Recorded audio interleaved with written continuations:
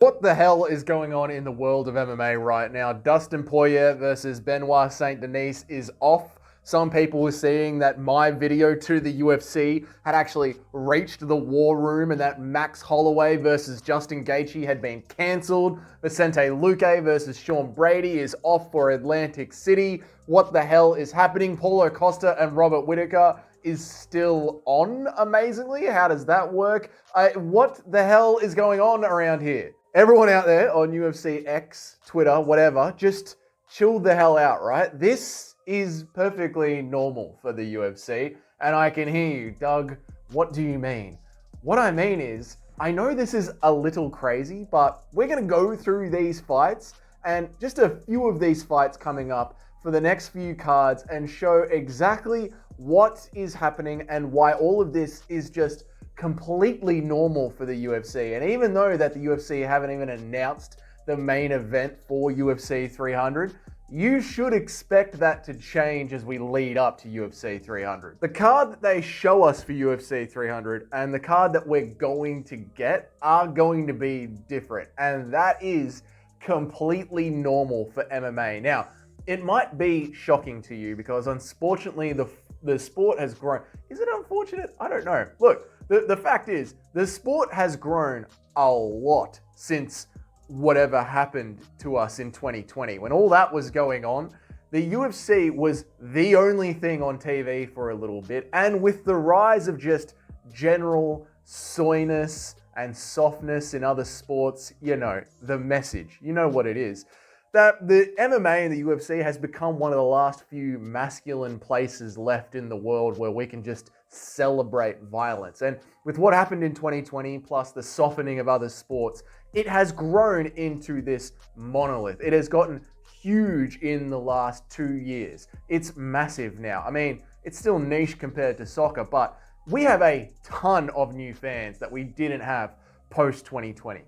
So to those new fans, uneducated eyes maybe, or just unseasoned fans, to see headlines like Dustin versus Benoit is off, or to see that Max Holloway versus Gaethje is cancelled, that might be shocking to them. But for some fans that have been around for a long time, these things aren't shocking. You know, this is unfortunately par for the course in our sport. And the reason that I want to draw such a big parallel between what is happening lately in the news and UFC 300 is because this is exactly what happened around UFC 200. UFC 200 was changed at the last minute, and we are still 3 months away from UFC 300. We don't even have a UFC 300 main event yet, people. People have been talking non-stop about how stacked UFC 299 is. Now, do you know why they have to stack UFC 299 so much? Do you know why they had to make sure that card was done and settled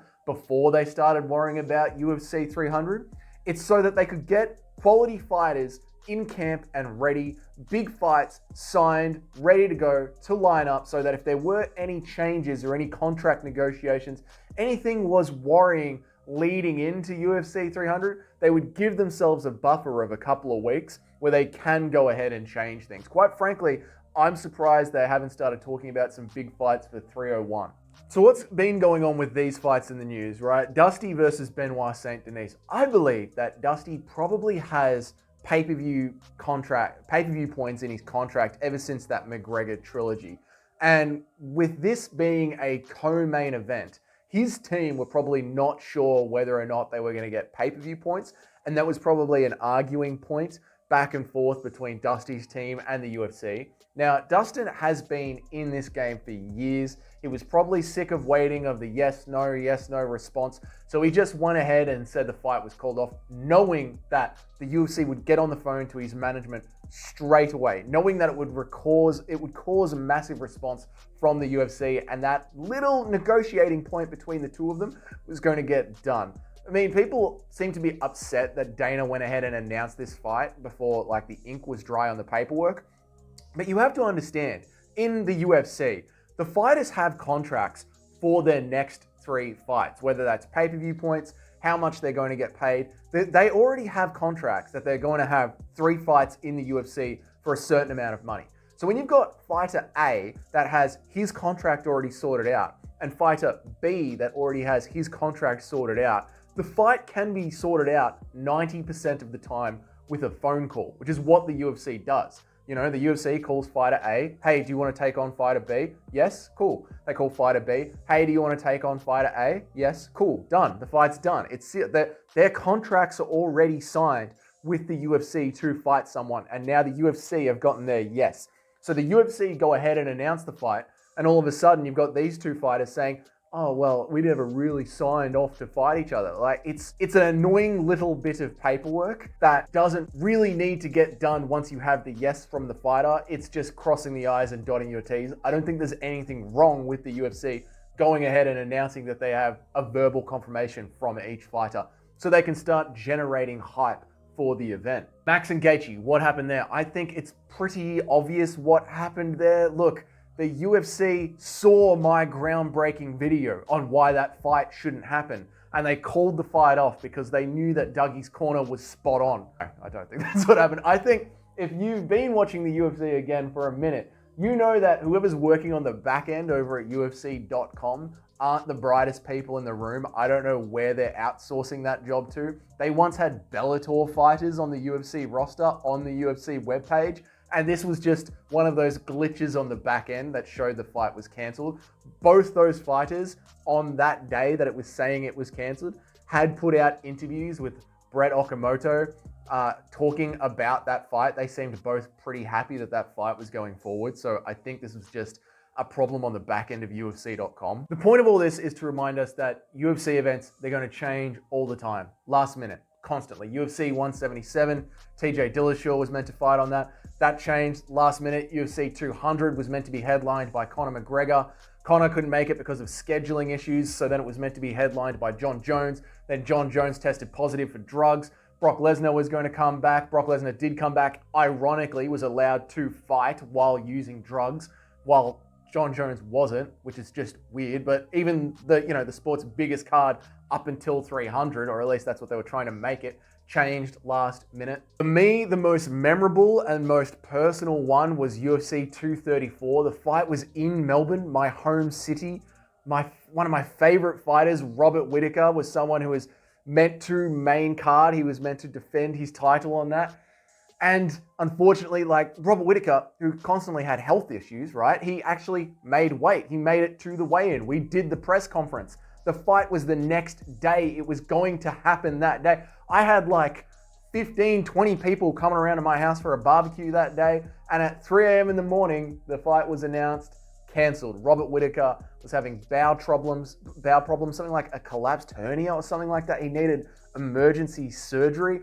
And the fight was off. The main event was off. And you know these Australian cards, like usually it's 2 good fights at the top and then just a bunch of new Aussies down the bottom. And like, we love it, obviously, but for the rest of the world, the Australian cards aren't really that hype. So when Robert Whittaker fell off that card, we were left with the main event of Israel Adesanya versus Anderson Silva for some reason, which was just an $80 glorified sparring match. It sucked. So look, those examples, they're just a few examples of when the UFC had to change a card at the last minute. And considering that we have Paulo Costa, Robert Whittaker, Ilya Topuria, Volkanovski,